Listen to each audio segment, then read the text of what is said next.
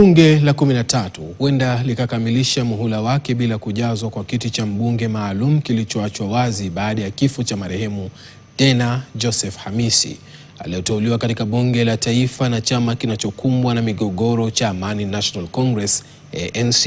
Hii ni licha ya uamuzi wa mahakama kuu uliomtaka kuwa madai ya kuvunjwa kwa chama cha ANC yalikuwa kinyume cha katiba. Hata hivyo, tume huru ya uchaguzi na mipaka IEBC imejikuta katika njia panda baada ya aliyoorodheshwa wa pili na watatu katika orodha ya uteuzi ya ANC kukihama chama hicho na kujiunga na chama tawala cha UDA. Sasa, kama anavyoripoti mwanahabari wetu wa masuala ya siasa Chris Dairu, Stephen Mutoro anajitambulisha kama kiongozi wa mpito wa ANC, ameapa kukiongoza chama hicho hadi kiteuliwe ama kitulie salama. Mwisho wa mwaka jana ulipokaribia, bunge la 13 lilimpoteza mmoja wa wajumbe wake kufuatia ajali mbaya barabarani iliyotokea jijini Nairobi. Marehemu Dena Joseph Hamisi alikuwa ameteuliwa na chama cha ANC, chama ambacho kwa muda sasa kimekuwa kikikumbwa na migogoro ya ndani. Kadri bunge la 13 linavyojiandaa kuanza vikao vyake hapo kesho, swali kubwa limeibuka: ni nani atakayechukua nafasi ya mbunge huyo mteule?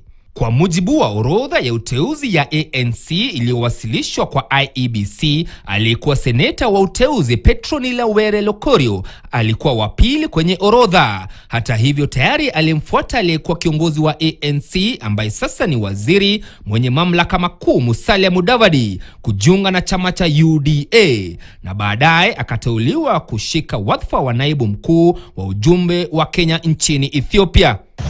Mtu wa tatu katika orodha hiyo alikuwa Abdul Said, ambaye ni msaidizi wa karibu wa gavana wa Lamu Issa Timami. Hata hivyo, Timami pia tayari amehama ANC na kujiunga na UDA, ambapo kwa sasa anahudumu kama naibu kiongozi wa chama cha UDA.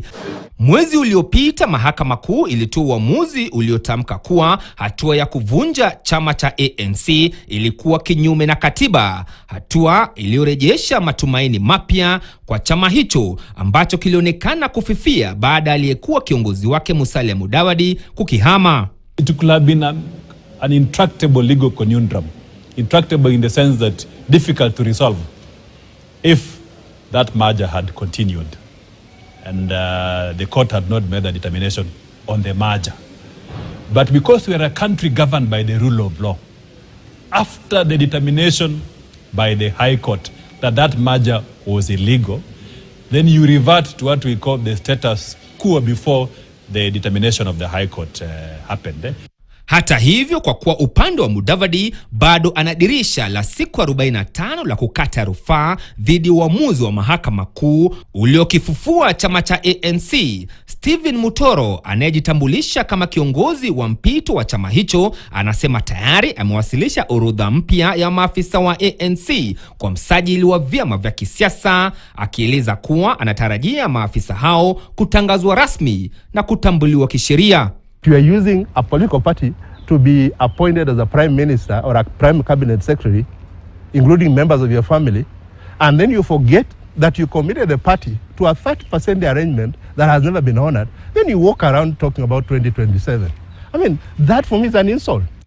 Hata hivyo, mchakato huo huenda ukachukua muda mrefu, ikizingatiwa kuwa wanachama waanzilishi wa ANC wameonyesha dhamira yao ya kuhakikisha kuwa chama hicho kimevunjwa kabisa. Trend that is happening is that we are folding parties. To build a party to be of reputation like ANC is not a very easy thing. How many political parties do we have in the country? Nobody has a count. But if you mention top 5, you will be able to know what is what. So it's important that political parties under Article 38 of the Constitution is a right for everybody to be involved. Chama ambacho kitakuwa na umaarufu zaidi tukienda mbele ni chama cha UDA,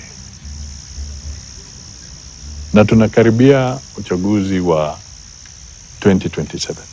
Uamuzi wa kuvunja chama cha ANC unaweza kumuumiza kisiasa Musalia Mudavadi, hasa kwa kuwa utapunguza nguvu yake ya majadiliano ndani ya muungano wa Kenya Kwanza.